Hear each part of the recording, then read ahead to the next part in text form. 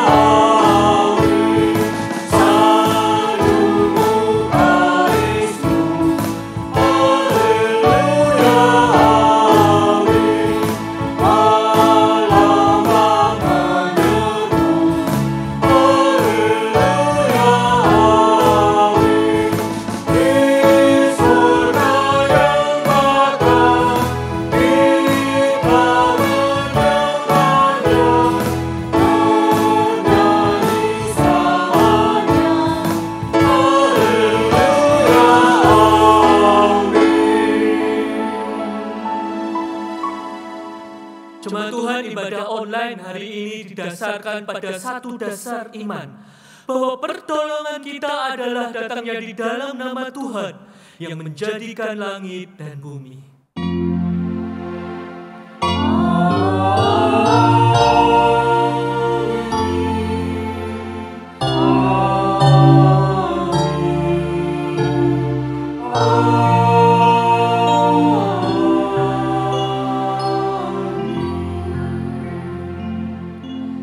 Tuhan Yesus beserta saudara.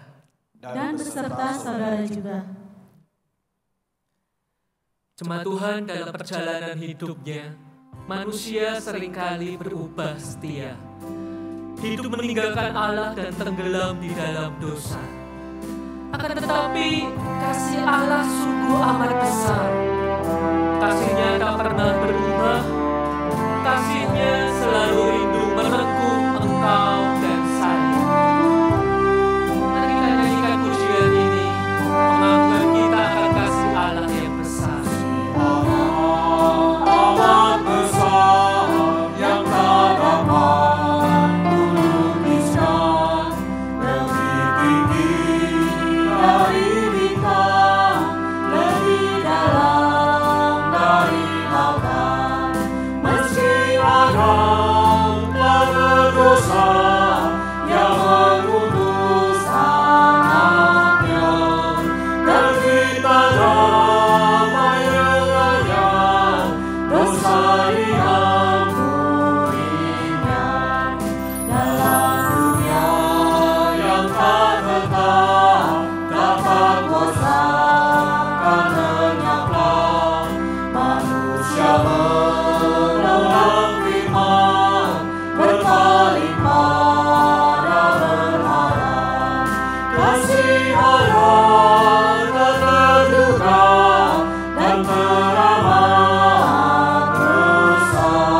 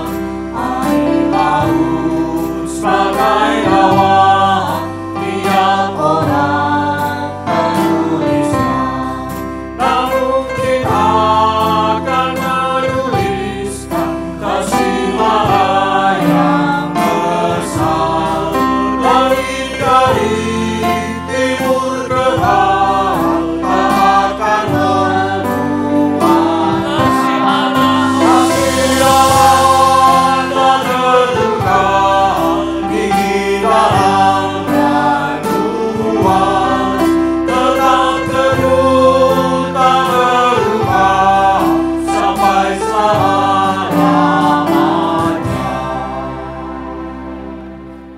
Jemaat Tuhan, satu privilege, satu hak istimewa ketika dalam setiap ibadah online kita boleh menaikkan doa-doa pengakuan dosa kita di hadapan Allah yang Maha Kudus. Maka jangan lewatkan momen ini. Mari datang pada salib Kristus yang kudus, mengaku setiap dosa-dosa kita. Mari setiap kita menaikkan doa-doa pengakuan dosa kita secara pribadi terlebih dahulu.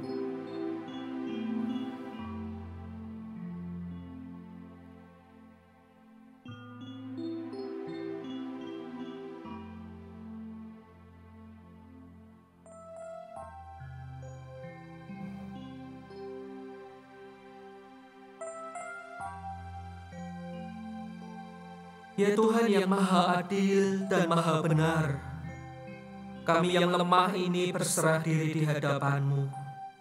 Oh Tuhan, kasihanilah kami. Ketika dunia terus berubah dengan cepatnya, kami seringkali menjadi sangat khawatir. Dan terlalu banyak yang kami khawatirkan. Keluarga kami, kerjaan, keamanan, kebutuhan hidup hari demi hari, dan juga rencana-rencana masa depan kami.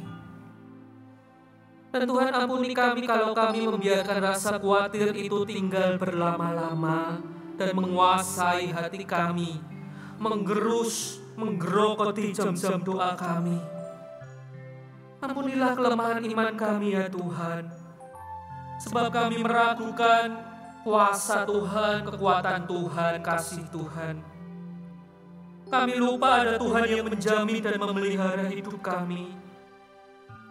Ampuni kami kalau di tengah kesulitan dan pencobaan kami tidak percaya penuh pada kasih-Mu.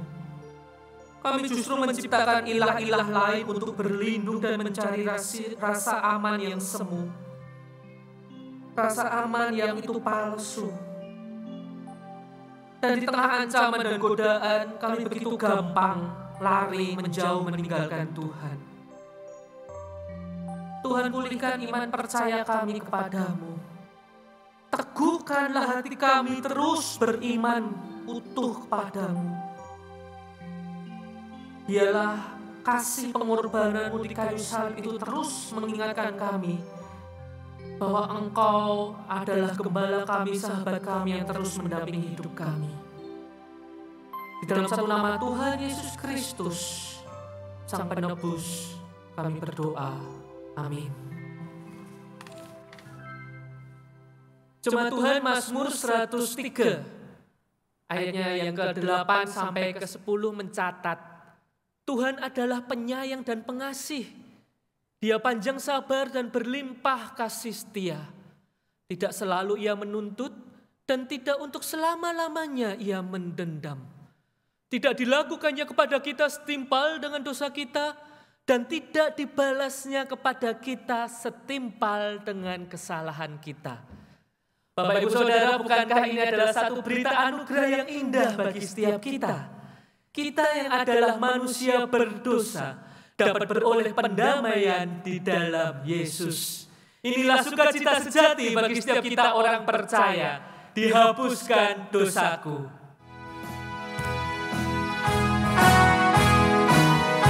Mari kita nyatakan pengucapan syukur kita atas penebusan yang Dia beri. Dihapuskan dosaku hanya oleh darah Yesus. Aku pulih dan sembuh hanya oleh darah Yesus. Pengampunan dosaku hanya oleh darah Yesus.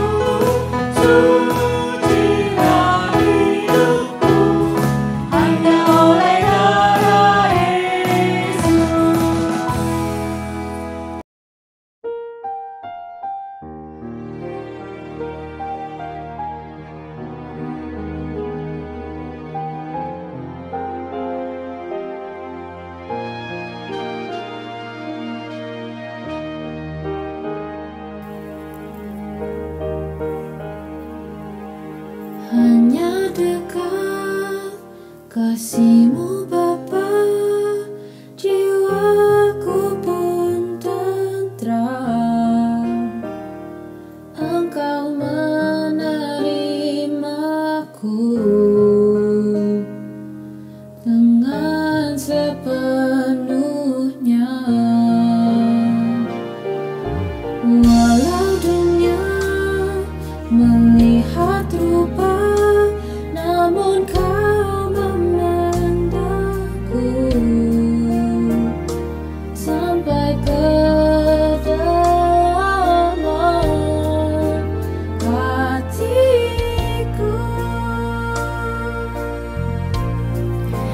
Tuhan, inilah yang ku tahu, Kau mengenal hatiku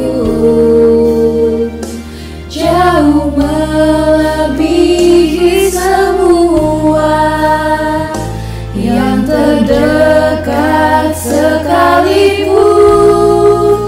Tuhan, inilah yang ku mau, Kau menjaga hatiku supaya kehidupan memancar senantiasa.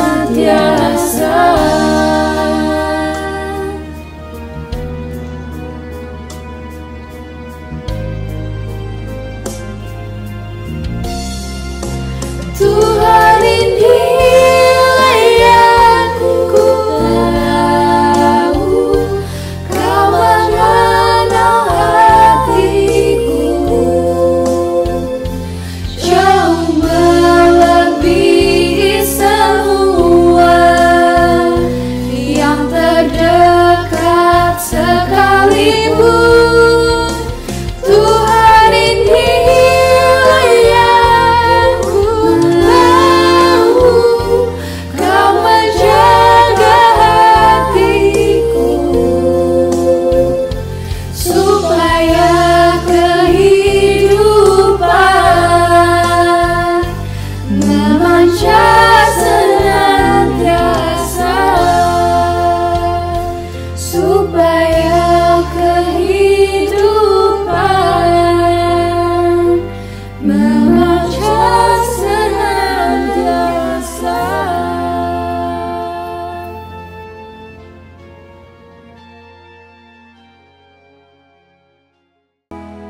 Jemaat Tuhan, tidak mudah memang untuk kita boleh menjalani hidup di masa sekarang ini.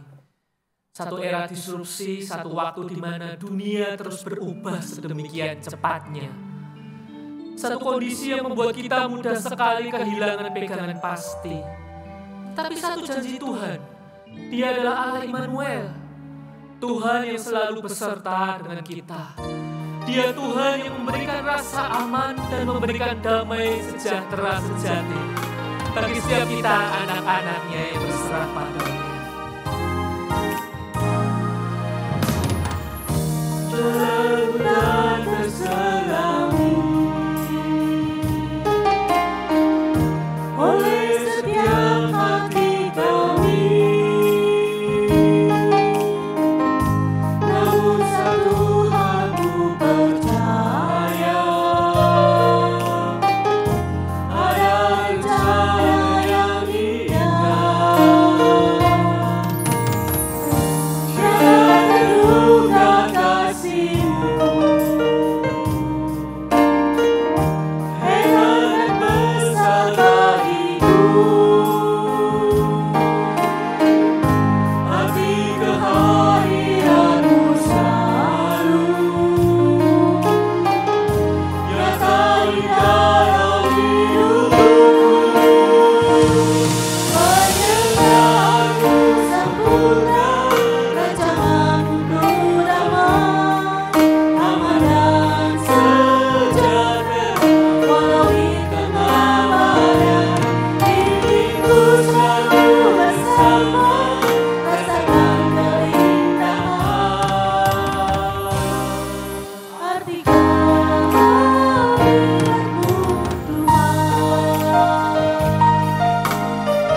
Allah yang tidak pernah meninggalkan anak-anaknya.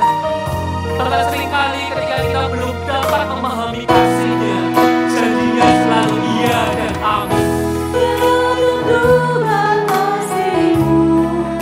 Kasih-Nya heran dan besar.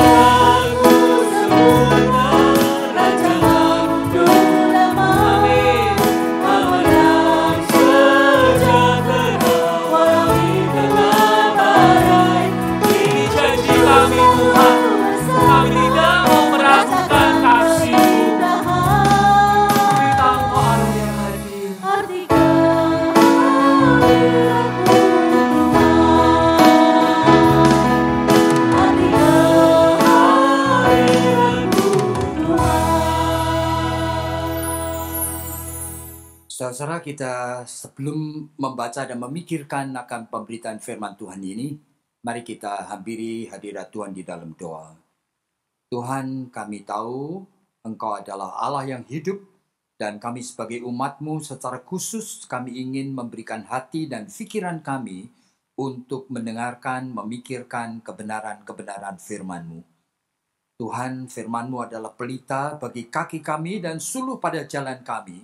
Dan kami tahu tanpa firman-Mu kehidupan kami meskipun kelihatannya oke dan wajar saja, tetapi seringkali kami tidak sadar kami jatuh di dalam berbagai macam dosa dan kesalahan, sehingga purpose atau tujuan daripada kehidupan keselamatan yang sudah Engkau anugerahkan, Tuhan, tidak menjadi kenyataan yang kami hidupi.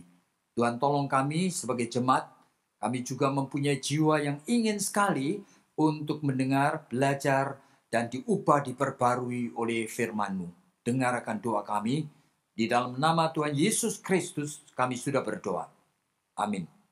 Jadi saudara, hari ini kita akan membaca satu bagian dari Alkitab Perjanjian Lama, yaitu dari Yeremia pasalnya yang ke-29. Yeremia pasal 29, ini adalah surat kiriman kepada orang-orang buangan di Babel.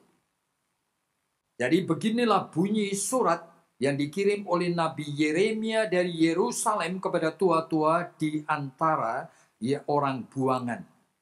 Kepada imam-imam, kepada nabi-nabi, dan kepada seluruh rakyat yang telah diangkut ke dalam pembuangan oleh Nebukadnezar dari Yerusalem ke Babel.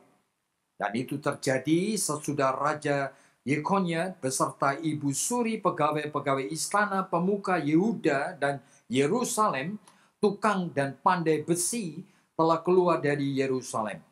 Nah, surat itu dikirim dengan perantaraan Elasa bin Safan dan Gemaria bin Hilkia yang diutus oleh Sedekia Raja Yehuda ke Babel kepada Nebukadnezar Raja Babel. Bunyinya, beginilah firman Tuhan semesta alam, Allah Israel, kepada semua orang buangan yang diangkut ke dalam pembuangan dari Yerusalem ke Babel. Dirikanlah rumah untuk kamu diami. Buatlah kebun untuk kamu nikmati hasilnya. Ambillah istri dan peranakan anak laki-laki dan perempuan. Ambillah istri bagi anakmu laki-laki dan carikanlah suami bagi anakmu perempuan, supaya mereka melahirkan anak laki-laki dan perempuan, agar di sana kamu bertambah banyak dan jangan berkurang akan jumlahnya tentunya. Usahakanlah kesejahteraan kota kemana kamu akan dibuang, dan berdoalah untuk kota itu kepada Tuhan, sebab kesejahteraannya adalah kesejahteraanmu. Sungguh, beginilah firman Tuhan semesta alam Allah Israel. Janganlah kamu diperdayakan oleh nabi-nabimu yang ada di tengah-tengahmu, dan oleh juru-juru tenungmu. Janganlah kamu dengarkan mimpi-mimpi yang mereka mimpikan, sebab mereka bernubuat palsu kepadamu demi namaku. Aku tidak mengutus mereka, demikianlah firman Tuhan. Sebab beginilah firman Tuhan, apabila telah genap 70 tahun bagi Babel, barulah aku memperhatikan kamu. Aku akan menepati janjiku itu kepadamu dengan mengembalikan kamu ke tempat ini. Sebab aku ini mengetahui rancangan-rancangan apa yang ada padaku mengenai kamu. Demikianlah firman Tuhan, yaitu rancangan-rancangan damai sejahtera dan bukan rancangan kecelakaan, untuk memberikan kepadamu hari depan yang penuh dengan pengharapan. Jadi, demikianlah Injil daripada Yesus Kristus Tuhan kita. Yang berbahagialah ia yang mendengarkan firman Allah dan yang memeliharanya selama-lamanya. Haleluya. Haleluya, haleluya, haleluya.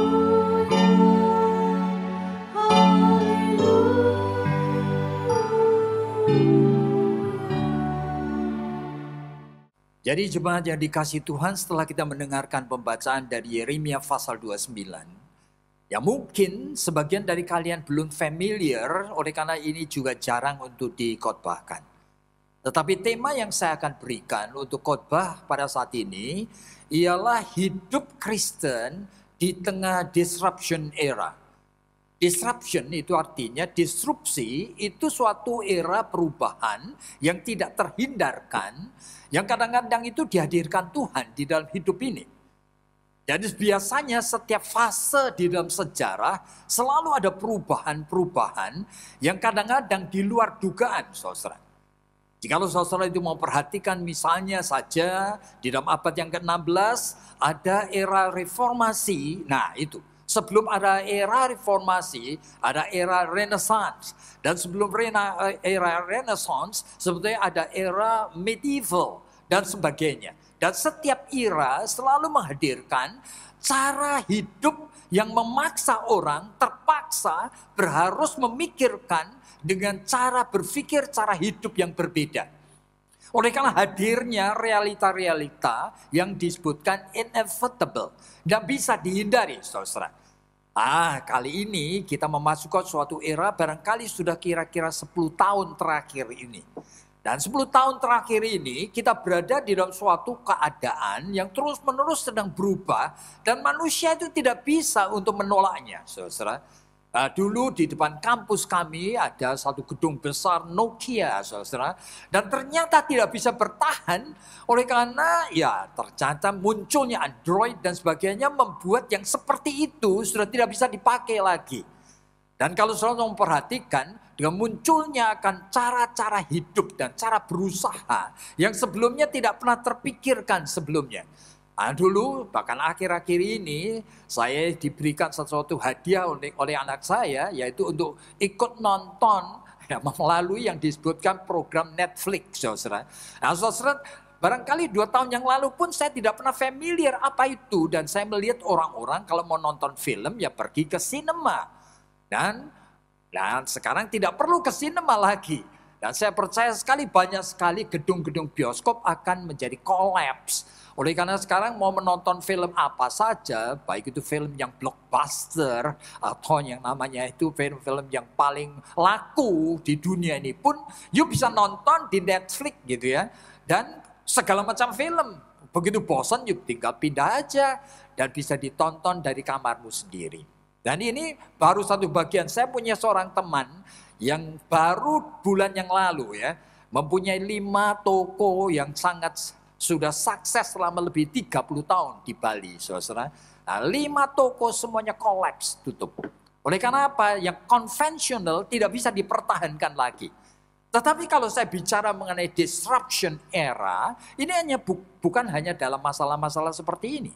Dan sekarang ini combine masalah perubahan yang seperti ini yang menghadirkan, memaksa orang berpikir dengan paradigma yang baru, tanpa inovasi yang baru, tidak mungkin survive. Nah, bukan cuma itu aja, tetapi sekaligus ada kombinasi dengan kehadiran COVID-19. COVID-19 yang sudah berjalan, hadir kurang lebih selama setengah tahun ini. Saya tidak tahu sudah berapa banyak korbannya di seluruh dunia ini. Tetapi ini juga dalam setiap 100 tahun sekali, saudara, selalu ada kehadiran daripada penyakit yang pandemik sifatnya seperti ini. Seperti misalnya, saya ingat misalnya aja sebelum reformasi, itu abad ke-14, itu ada disebutkan sebagai Black Death. Di seluruh Eropa, itu 200 juta orang yang meninggal. 200 juta orang meninggal. Saudara bisa bayangkan ya. Dan saudara-saudara dibayangkan bertahan kurang lebih 5 tahun. Dan saya tidak tahu sekarang ini akan bertahan berapa lama ini COVID-19 ini. Setahun? 1 tahun setengah? Orang sudah tidak sabar. Saudara. Kehidupan ini dipaksa untuk berubah. Yang sekarang ini banyak sekali kegiatan-kegiatan di luar. Sekarang menghadapi akan orang yang barangkali kita kenal. Yang ternyata dying. Saya mempunyai 2 orang teman. Ya dua-duanya adalah bekas orang yang dekat sekali dengan saya karena hamba Tuhan, saudara. Dan saudara bisa membayangkan ya.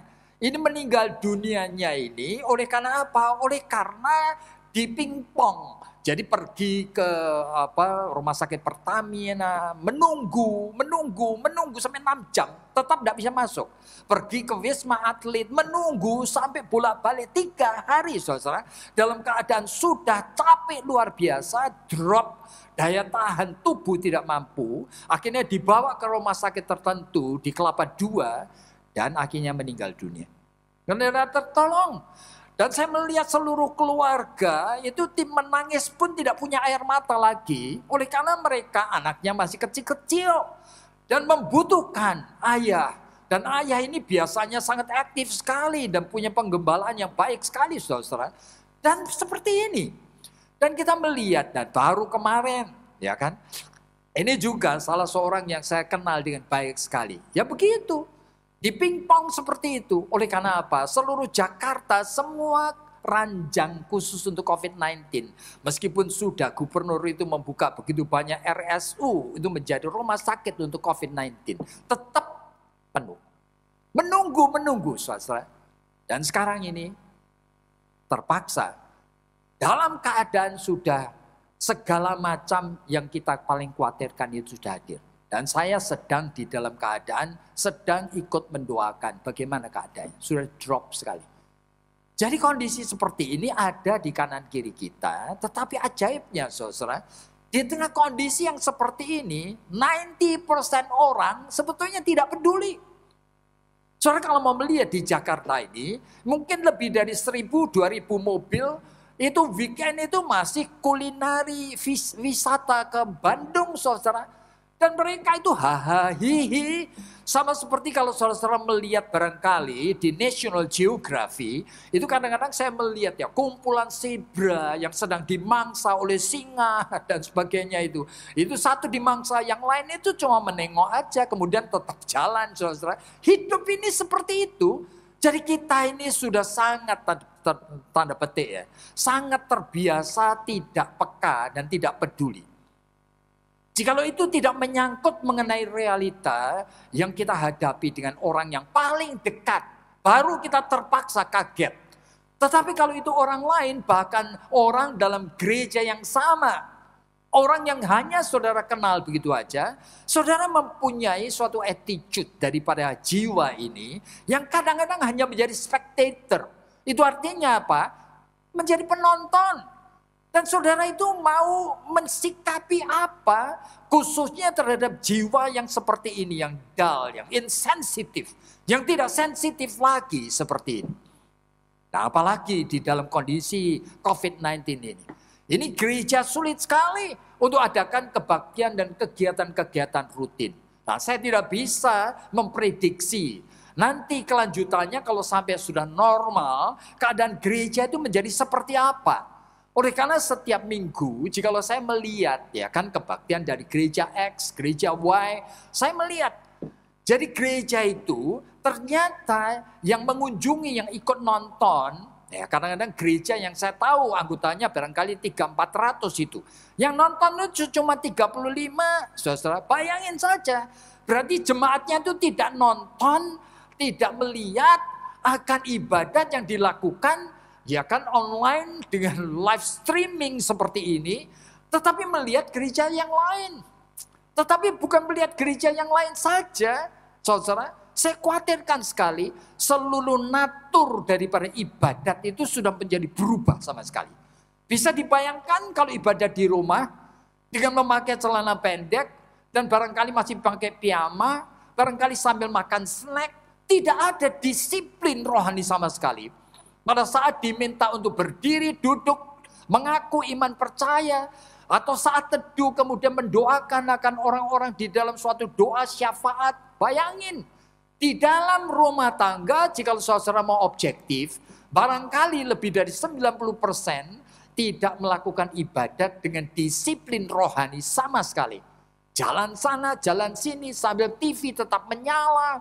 Iya, sambil makan snack dan pakaian seadanya. Kalau bosan langsung pindahkan. Ya, barangkali lihat akan barangkali YouTube daripada gereja yang lain. Kalau masih mau melihat akan ibadat. Masih haleluya. Oleh karena apa? Kita masih bersyukur bahwa masih ada kebutuhan dan kerinduan akan firman Tuhan. Tetapi bisa dibayangkan, di dalam gereja kita tahu sendiri, rata-rata ada suatu riset yang dilakukan untuk sebetulnya untuk semua orang beragama. Tetapi ada efeknya khusus untuk orang beragama Kristen. Jadi riset itu dilakukan oleh seorang yang namanya James Fowler dan dia melakukannya di Emory University, saudara. Dan ternyata menemukan bahwa stages faith, yaitu tahapan iman orang percaya, itu kira-kira ada 7 tahapan sesuai dengan struktur jiwa manusia, bagaimana bisa menampung kebenaran firman Tuhan atau tidak. Dan ternyata dari 7, saudara, sebagian besar umat Kristen itu cuma tahapan 0 sampai yang ketiga. Nah, tahapan 0 yang pertama itu adalah disebutkan undifferentiated faith. Undifferentiated faith itu artinya orang Kristen kalau ke gereja sebenarnya tidak ngerti tujuannya untuk apa. Pokoknya datang saja. Oleh karena apa? Ya kebiasaannya datang, padahal di gereja terus lihat buletin, barangkali untuk kipas-kipas buletinnya, barangkali lihat HP terus, dan barangkali pada saat khotbah dia tertidur. Tapi anehnya orang seperti ini nanti minggu depan datang lagi. Nah, ini undifferentiated. Berarti apa, orang Kristen? Iya, tapi orang Kristen kayak gitu, saudara. Nah, ini kalau sampai struktur jiwanya lebih baik lagi sedikit, nah seringkali disebutkan intuitive projective faith. Itu artinya orang itu punya intuisi, punya feeling, punya perasaan, ada yang dia sukai di gereja. Barangkali yang disukai adalah oleh karena teman-temannya ke gereja yang sama. Barangkali pacarnya ke gereja yang sama. Barangkali keluarga orang tuanya ke gereja yang sama. Lalu ngapain? Ya, habis kebaktian nanti janjian pergi kemana? Ke food court atau apa untuk makan. Ya itu aja yang disenengin. Aneh sekali saudara. Ke gereja ada yang disenengin. Tapi tidak ada hubungannya dengan firman Tuhan. Tidak ada hubungannya dengan Allah. Yang disenengin kadang-kadang hanya musik gereja. Sehingga saya kenal satu orang, itu bisa lebih dari 20 tahun menjadi pemain musik di gereja, pemain piano di gereja. Tetapi dia bukan orang yang tertarik rohani. Dia merasa dirinya dihargai di gereja. Oleh karena dia bisa main dengan bagus. Tetapi kalau lagi khotbah, dia buka-buka HP terus, main HP aja di sana. Jadi kewajiban dan dia sukai di gereja, oleh karena apa? Dihargai, dia mainkan piano dengan baik. Nah, saudara bisa bayangkan. Ini yang namanya level intuitive projective faith. Orang Kristen sebenarnya belum butuh Tuhan. Belum butuh firman Tuhan. Nah, kalau sampai strukturnya lebih baik lagi dikit, itu Fowler menemukan disebutkan mythical literal faith. Itu orang Kristen mythical literal adalah orang Kristen yang sekarang punya maunya. Kalau ditanya sama orang, kenapa sih kamu percaya kepada Allah? Ya, saya butuh kalau lagi sakit saya doa sama siapa? Kalau saya pengen toko saya maju, saya doa kepada siapa? Jadi ini level iman orang yang sebenarnya tidak butuh Tuhan dalam arti sesungguhnya, cuma butuh berkatnya. Sehingga semua doanya cuma minta-minta. Tidak pernah dia secara khusus membaca dan merenungkan firman Tuhan. Dan memang betul menggumuli apa yang sebenarnya Tuhan ingin singkapkan. Tidak ada di dalam schedule, di dalam hidupnya, saudara-saudara. Jadi bisa membayangkan ya, apalagi kalau struktur lebih baik lagi sedikit yang dinamakan sebagai sintetik konvensional. Itu orang Kristen yang bisa copy paste. Itu artinya orang-orang seperti ini itu sudah tanda petik bisa mengcopy apa yang diajarkan oleh gerejanya. Jika kalau ditanya, kenapa sih kamu percaya Yesus adalah Tuhan, satu-satunya Tuhan dan Juru Selamat? Iya, itu ajaran pendetaku. Jadi ajaran pendetaku dengan diriku seolah-olah sama. Padahal ini hanya copy paste. Dengan orang-orang seperti ini, sintetik konvensional, itu sudah bisa menjadi guru sekolah minggu. Bahkan bisa menjadi pendeta, saudara. Sekolah teologi, tetapi copy paste. Dia sendiri tidak merenung, tidak mencari Tuhan. Dia bukan orang yang bergaul dengan Tuhan secara pribadi. Bisa dan jemaat tidak tahu loh. Nah, saudara bisa membayangkan kenapa saya menyebutkan ini. Di tengah kondisi COVID-19, ya kan? Di tengah kondisi gereja yang ibadat tidak normal seperti biasanya, saudara bisa membayangkan. Lebih dari 60-70% orang dalam keadaan normal saja sebetulnya tidak membutuhkan firman Tuhan, tidak betul-betul serius mencari Tuhan. Sekarang apalagi di dalam kondisi COVID-19, di mana di rumah tidak ada yang memonitor, tidak ada disiplin rohani. Ibadat itu adalah ibadat semau gue. Jadi di dalam relaxation, di rumah itu sambil kakinya selonjor ke sana, sambil bantal, ya begitulah. Sambil makan barangkali kuaci atau barangkali snack, ya itulah yang dilakukan. Dalam kondisi disruption seperti ini. Nah, ini menjadi masalah. Ini yang namanya kondisi yang absurd. Kondisi yang tidak normal, yang tidak biasanya. Bagaimana kita mensikapi sebagai orang Kristen? Sebetulnya peran dari iman itu apa? Nah, saudara, kalau kita mau pikir dengan sungguh-sungguh, saya kadang-kadang itu heran luar biasa. Oleh karena apa? Oleh karena bagian-bagian dari Alkitab ternyata memberikan berita itu beda-beda, saudara. Saya sejak kemarin selalu melihat bagian-bagian Alkitab mana yang sebetulnya menghadirkan realita disruption. Nah, termasuk di dalam Yeremia pasalnya ke-29. Jadi Yeremia adalah nabi besar, ada 3 nabi besar, dan Yeremia itu barangkali melayani kira-kira 600 tahun sebelum Kristus, begitu. Oke, dan dia melayani pada saat 5 raja, mulai dari Yoas itu sampai kepada Sedekia, saudara. Jadi dia melihat sendiri warning dari Tuhan sampai kepada Yerusalem diruntuhkan dan semua diangkut ke Babilonia. Nah, ini yang terjadi. Dan sekarang salah satu surat dari Yeremia ini adalah pasal 29. Jadi surat itu ditujukan kepada umat Allah Yehuda yang sudah ada di Babilonia. Dan surat itu isinya seperti ini. Ya kan? Dia mengatakan kalimat-kalimat di mana mengatakan kamu itu jangan percaya akan nabi-nabi palsu yang ada di antara kamu. Yang ingin memberikan pengharapan seolah-olah benar. Oleh karena pengharapan berdasarkan prinsip cara kerja Tuhan yang lalu. Nah, hati-hati ini. Cara kerja Tuhan yang lalu adalah jikalau kamu bertobat, Tuhan akan segera memulihkan kamu. Itu cara kerja Tuhan yang lalu. Setiap kali bertobat, Tuhan selalu menolong. Tapi itu palsu sekarang. Jadi firman yang berlaku yang lalu itu sekarang tidak menjadi firman Tuhan yang Tuhan ucapkan. Waduh, saudara, membaca ini saya jadi bingung gitu. Dalam arti, bagaimana ya hidup di dalam kondisi seperti itu, di mana firman Tuhan yang selama ini kita pegang, gitu ya, seolah-olah itu bisa menjadi jawab atas segala pertanyaan yang kita butuhkan saat ini, ternyata tidak works. Oleh karena bukan firman Tuhan lagi. Yeremia mengatakan jangan percaya itu. Oleh karena Tuhan berfirman kepadaku, ya kan, bahwa kamu tidak akan, meskipun bertobat pun, kamu tidak akan dibawa kembali kepada ke Yerusalem atau ke Yehuda. Kamu akan tinggal di sana 70 tahun. Berarti dengan kata lain Yeremia itu mau mengatakan Tuhan mengendaki kamu semua yang sekarang diangkut ke sana kecuali yang masih kecil-kecil, kamu akan mati di Babilonia. Nanti yang kembali adalah generasi berikutnya. Saudara bisa membayangkan, ini adalah firman Tuhan. Oleh sebab itu dia mengatakan, oleh sebab itu, jangan kamu seolah-olah menantikan pertolongan Tuhan yang membawa kamu kembali ke Yerusalem atau Yehuda. Kamu sekarang hiduplah wajar. Yaitu ngapain? Kamu carikan jodoh bagi anak-anak perempuan. Kamu carikan jodoh bagi anakmu yang laki-laki. Beranak, pinaklah. Bangunlah keluargamu. Lalu kamu jangan lupa. Kamu sekarang menjadi warga negara Babilonia. Kamu hadirkan kesejahteraan untuk kotamu. Karena kesejahteraan kotamu ada kesejahteraan kita semua. Bayangin.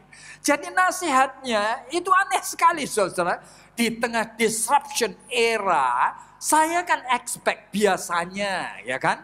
Tuhan akan mengatakan bertobatlah, maka aku akan kembalikan kamu. Loh, ternyata tidak begitu. Oleh karena apa? Oleh karena mereka sebetulnya menjadi victim daripada kesalahan kakek neneknya. Sudah 5 generasi sebelumnya. Sudah diingatkan terus menerus. Kamu harus bertobat. Sampai nabi-nabi sudah mengingatkan. Nanti kamu akan dibuang ke Babilonia kalau tidak bertobat.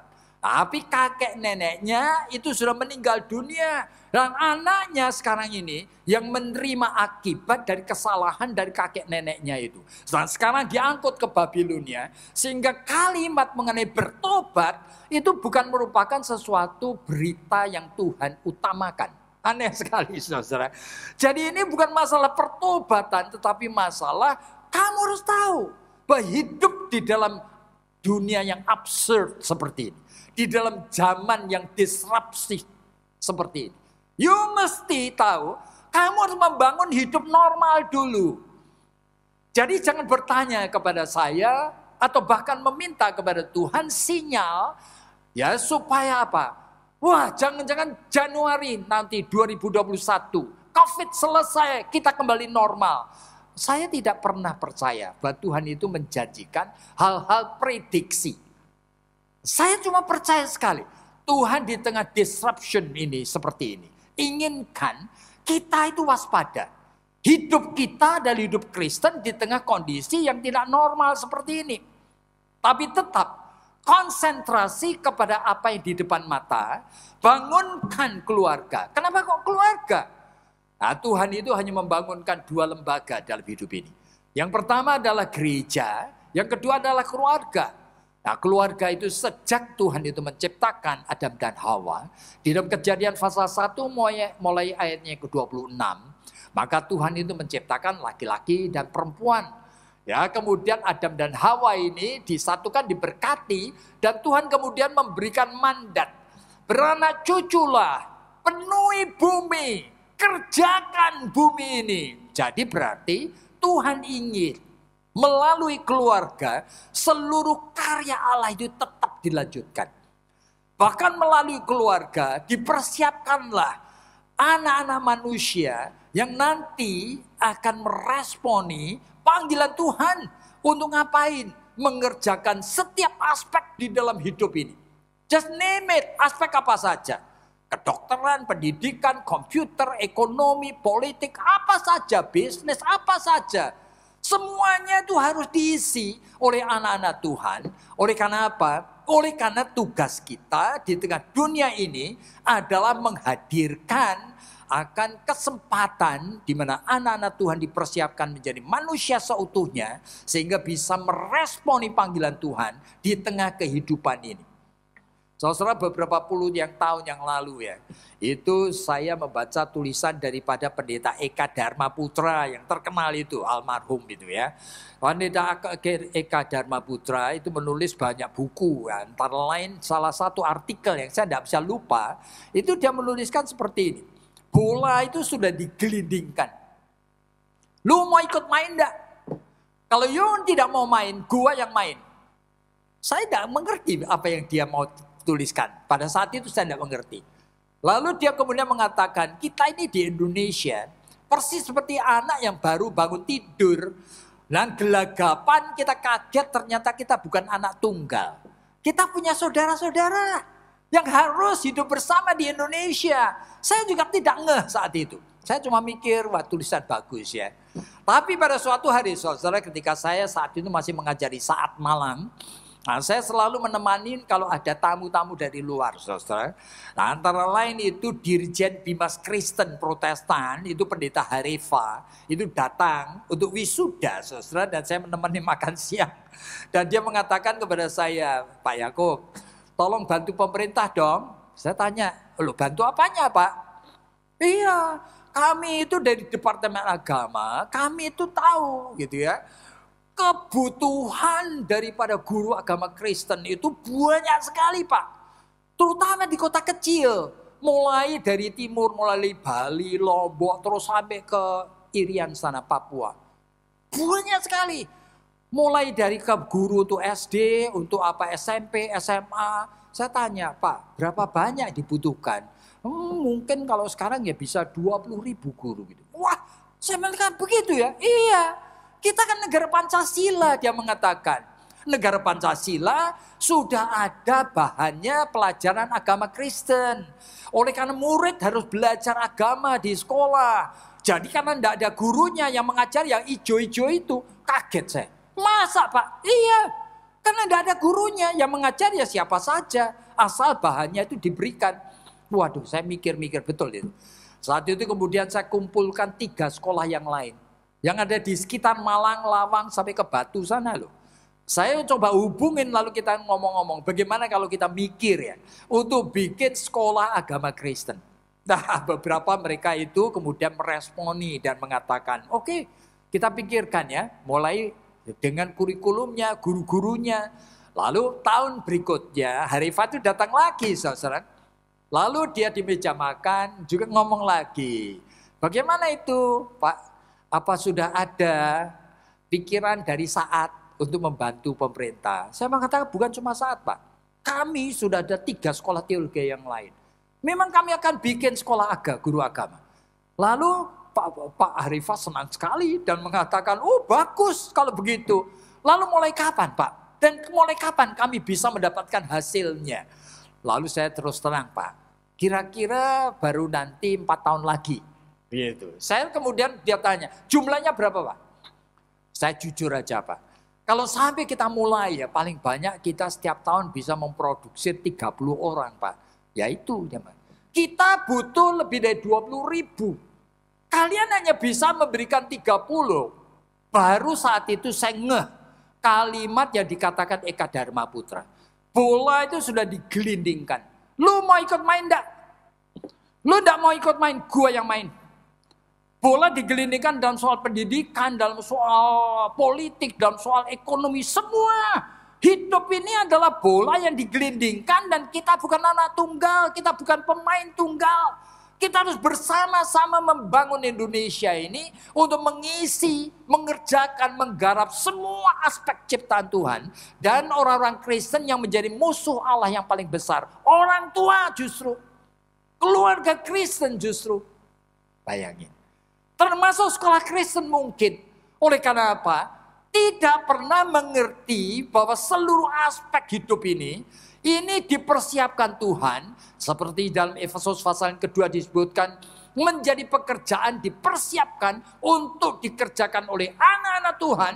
Tetapi gereja dan anak Tuhan itu sebetulnya tidak membangun keluarga seperti God purpose. Tujuan Allah membangun keluarga itu apa? Mempersiapkan anak untuk apa? Supaya bisa mengenali talenta yang Tuhan beri, menyukai dan mengembangkannya. Dan kalau di dalam keluarga Anda, barangkali ada 2-3 anak, talentanya beda-beda. Apa saudara betul mengizinkan mereka itu untuk menemukan, menghargai, dan menyukai talentanya? Waduh, 90% daripada keluarga-keluarga di seluruh dunia tidak peduli mengenai ini. Makanya, kenapa Yeremia itu membicarakan mengenai bangunlah keluarga? Oleh karena keluarga itu senternya. Di dalam keluarga itu termasuk konteks kehadiran Allah dalam Kristus itu ada. Di dalam Matius pasal 18 ayat 20 disebutkan di mana ada 2 orang, itu suami istri. atau lebih 3 orang, gereja, di mana ada 2 orang atau lebih berhimpun di dalam namaku, aku akan hadir di sana. Berarti apa maksud Tuhan? Membangun suami istri menjadi keluarga, menjadi konteks. Jikalau suami istri saling mengasihi, di dalam ikatan kasih Kristus, Kristus hadir dan mulai berkarya. Tetapi saudara, keluarga ini selalu dianggap dengan disikapi, yang kalau orang Amerika, orang Inggris mengatakan being taken for granted. Itu artinya ya asal-asalan aja begitu. Hidup itu asal dihidupi saja. Sehingga saya tidak heran.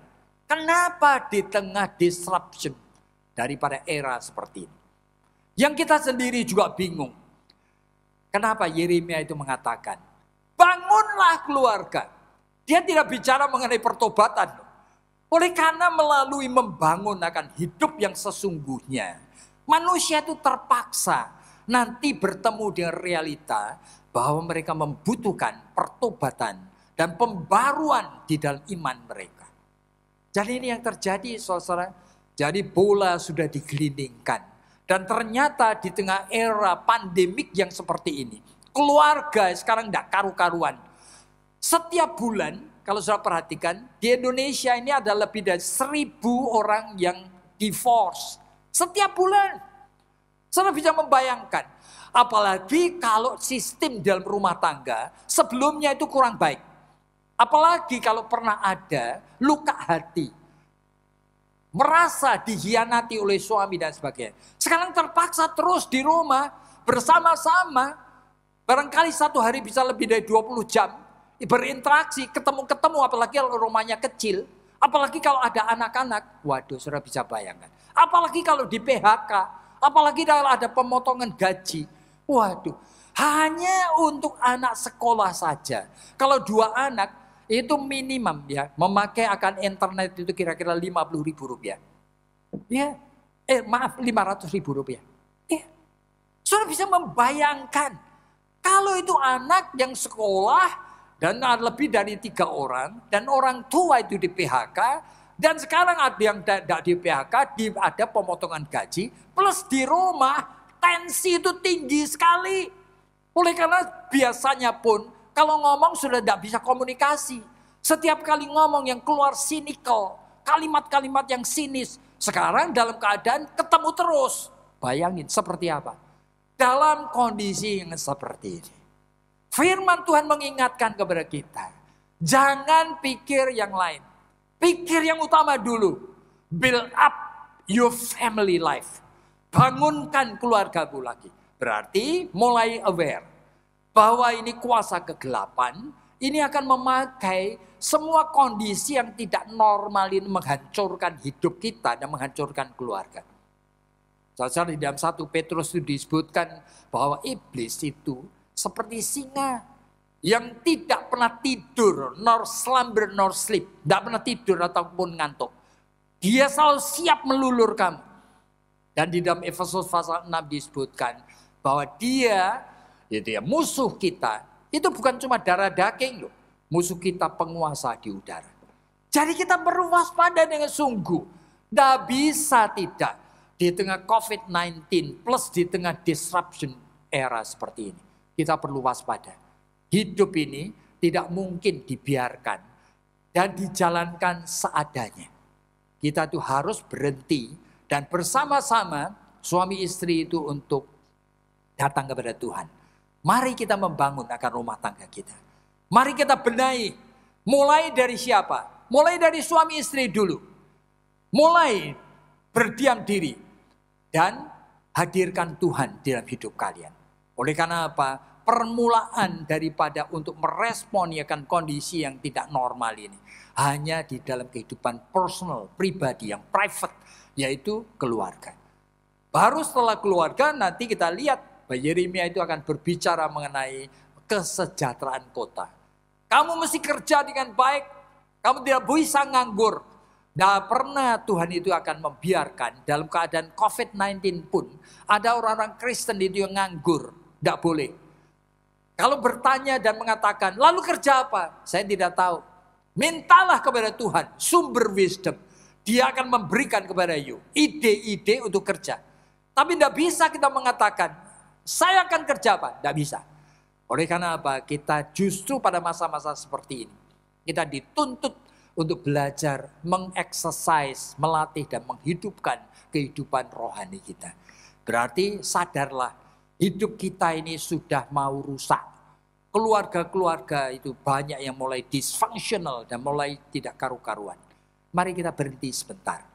Dan kita itu berlutut di hadapan Tuhan dan katakan, Tuhan, aku tidak berdaya. Tolong aku. Beri kepadaku kesadaran diri. Supaya aku belajar untuk mengerti bahwa hidup ini tidak bisa diresponi secara natural, secara kebiasaan tidak bisa. Kami semua membutuhkan pertolongan-Mu. Biarlah Tuhan memberkati akan setiap anggota jemaat yang mendengarkan akan pemberitaan firman Tuhan ini. Di tengah kondisi yang tidak normal ini, mari kita sikapi dengan terlebih dahulu kita berdiam diri. Dan kita berlutut di hadapan Tuhan dan mengatakan, Tuhan, kami tidak berdaya. Dan kami tahu kami membutuhkan pertolongan-Mu. Tolong kami, supaya keluarga kami itu menjadi keluarga yang bisa diperbaiki.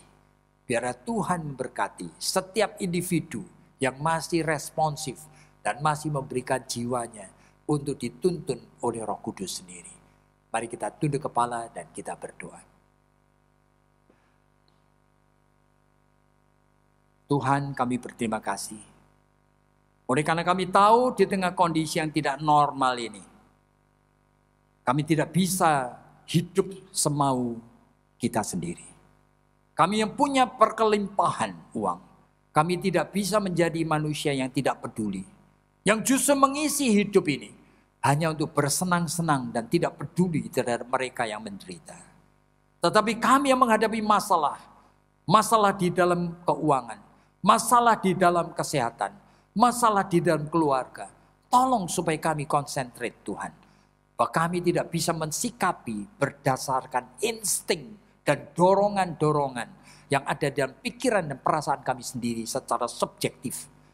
Kami membutuhkan pimpinan dan pertolongan dari Tuhan.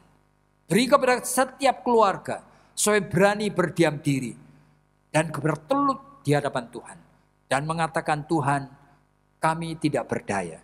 Kami ingin supaya keluarga kami diselamatkan dan dibenahi. Tolong kami yang lemah. Dengarkan doa kami Tuhan. Oleh karena dalam nama Tuhan Yesus Kristus kami sudah berdoa. Amin.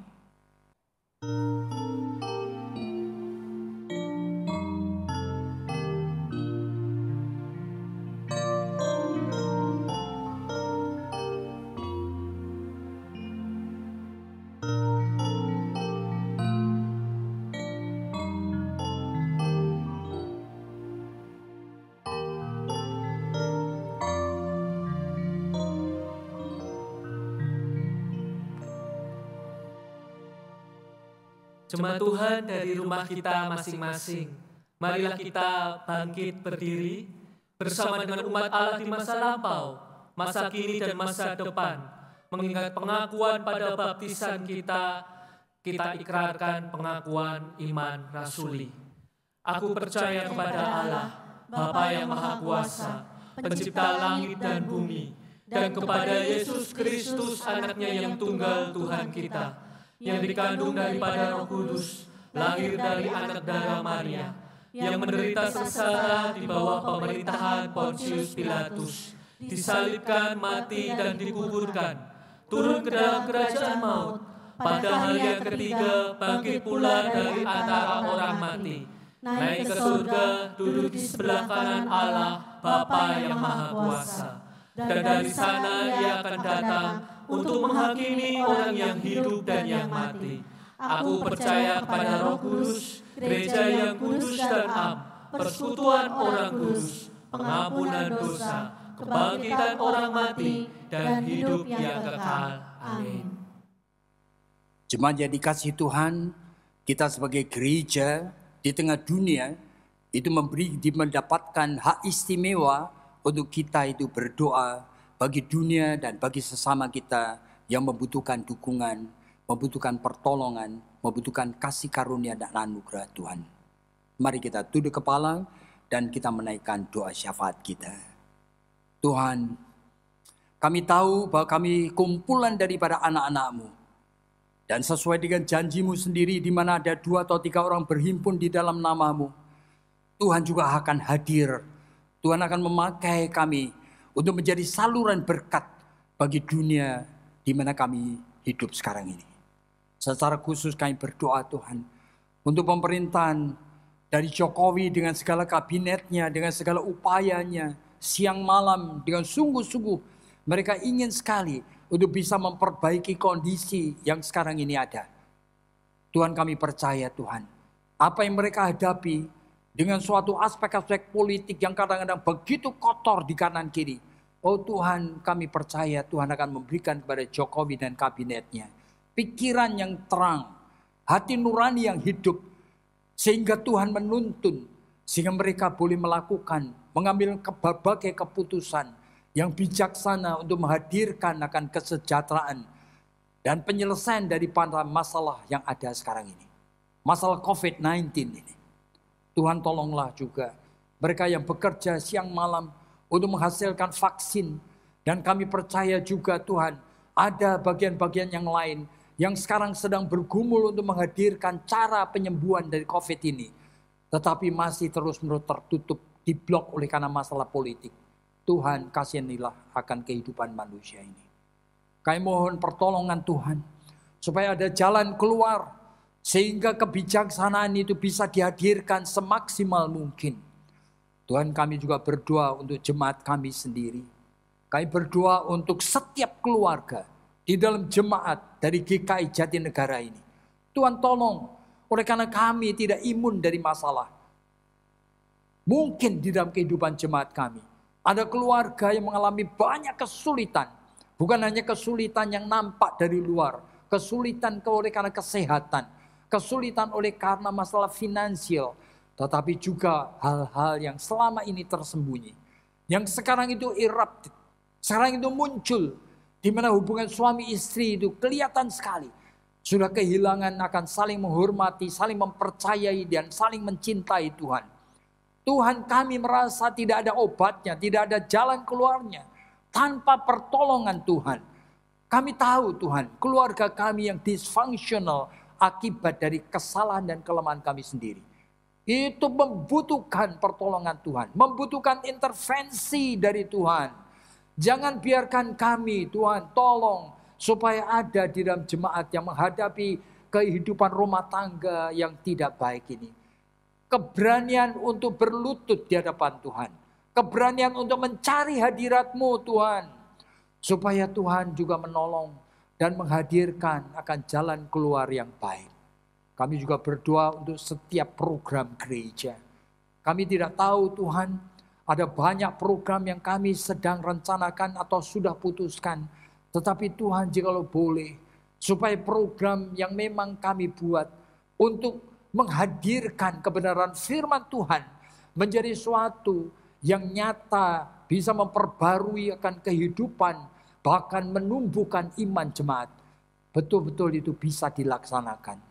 Tuhan tolong kami, tolong majelis gereja, tolong hamba-hamba Tuhan, tolong akan penginjil-penginjil, tolong kami semuanya menjadi guru sekolah minggu dan pengurus-pengurus komisi, supaya kami bersatu padu dan kami tetap memegang visi yang Engkau sudah beri Tuhan. Supaya kami meresponinya dengan pertanggungjawaban iman kami. Dengarkan doa kami dan jangan tinggalkan kami. Mungkin ada di antara kami yang ada dalam kondisi yang kritikal, yang kami tidak tahu. Mungkin Tuhan, dan kami tidak mengerti apa yang menjadi pergumulan mereka. Tuhan, meskipun doa kami terbatas, Engkau adalah Allah yang kasih-Nya tidak terbatas. Tiliklah setiap individu jemaat kami. Temanilah mereka di dalam perjalanan, di dalam langkah-langkah hidup mereka. Dari hari ke hari.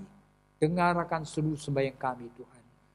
Di dalam nama Tuhan Yesus Kristus, yang sudah mengajarkan kepada kami doa Bapa kami akan bersama-sama ucapkannya kepada-Mu. Bapa kami yang di surga. Dipermuliakanlah kiranya nama-Mu. Datanglah kerajaan. Jadilah kehendak-Mu di bumi sama seperti di surga. Berikanlah kepada kami pada hari ini makanan kami yang secukupnya. Dan ampunilah kami akan segala kesalahan kami, sama seperti kami sudah mengampuni orang yang berkesalahan kepada kami. Jangan bawa kami dalam pencobaan, Tuhan. Lepaskanlah kami daripada yang jahat. Oleh karena hanya Engkau-lah yang punya kerajaan, kuasa dan kemuliaan sampai selama-lamanya. Amin. Jemaat Tuhan, di dalam ibadah online kali ini kita juga diberi kesempatan untuk kita boleh memberikan persembahan kita kepada Tuhan. Persembahan dapat Bapak Ibu Saudara kirimkan ke nomor rekening GKI Jatinegara BCA 342 352 9101. Atau bagi Bapak Ibu yang mungkin kesulitan untuk transfer, Bapak Ibu Saudara dapat mengumpulkannya di dalam amplop lalu membawanya ke gereja pada waktu kita sudah bisa berkumpul kembali beribadah secara fisik di gereja. Mari setiap kita boleh menaikkan doa-doa syukur kita. Tuhan, kami bersyukur kepadamu, sungguh-sungguh bersyukur kepadamu. Ketika di tengah pandemi, di tengah keterbatasan, Tuhan mendidik kami, mengajar kami untuk boleh berbagi, kembali mengingat dari mana segala berkat yang ada di tangan kami ini berasal. Bahwa ada tangan Tuhan yang memelihara hidup kami, ada Tuhan yang memberkati. Ini persembahan kami Tuhan, ucapan syukur kami kepada Sang Sumber Berkat. Di dalam satu nama Tuhan Yesus Kristus, Sang Sumber Berkat, kami bersyukur. Amin.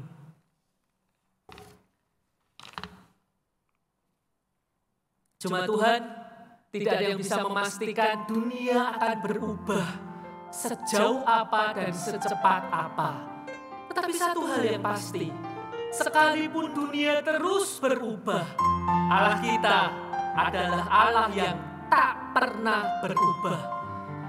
Hidup Kristen di tengah era yang terus berubah adalah hidup mengandalkan Tuhan yang tidak pernah berubah. Sebab Dia Allah yang tidak pernah gagal menggenapi janji-janjinya. Dia tak pernah gagal.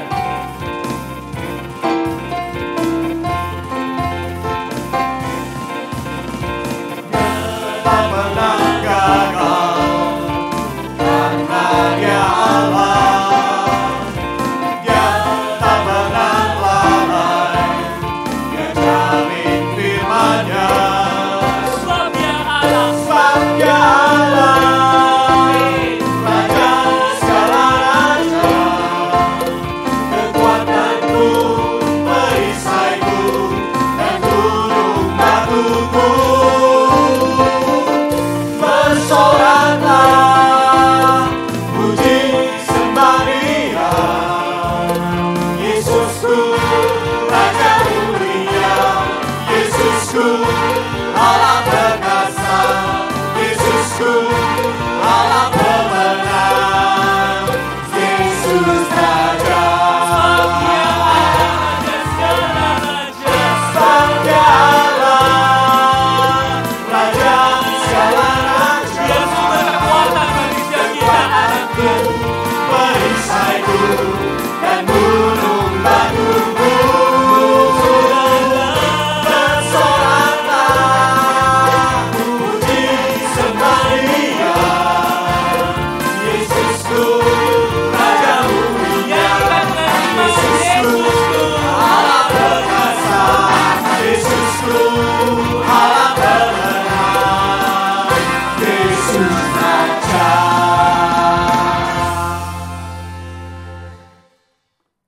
Jemaat Tuhan, marilah kita mengakhiri ibadah kita hari ini. Kita kembali kepada keseharian kita dengan satu iman, bahwa ketika dunia berubah dan terus berubah, kita punya Allah yang tidak pernah berubah. Sekarang arahkanlah hatimu kepada Tuhan. Kami mengarahkan hati kami kepada Tuhan. Jadilah saksi Kristus. Syukur kepada Allah, Terpujilah Tuhan. sekarang dan selamanya. Kiranya setiap kita boleh pulang kembali kepada keseharian kita dan setiap kita beroleh berkat. Kasih Allah Bapa dengan segala berkat pemeliharaannya, kasih karunia dari Tuhan Yesus Kristus melalui kehadirannya, kuasanya, rahmat dan penghiburannya, persekutuan yang semakin dalam dengan Roh Kudus akan terus menyertai kita anak-anaknya dari sekarang dan sampai selama-lamanya. Amin.